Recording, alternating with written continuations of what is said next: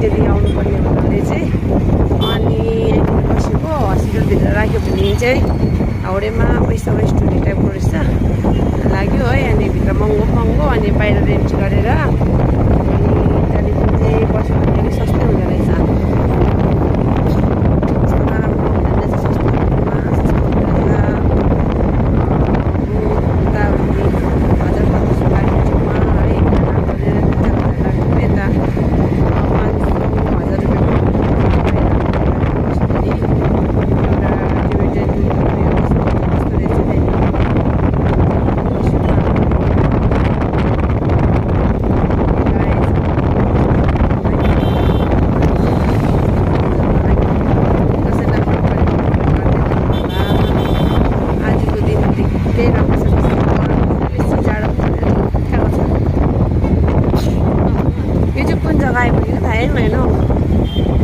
अघि जाँदाखेरि त हामी माथिबाट आएको कन्फ्युज भयो, कतापट्टिबाट लग्यो लग्यो। अन्त ओभरब्रिजहरू आयो, अघि त हामी त ओभरब्रिज भएर गएको थिएन।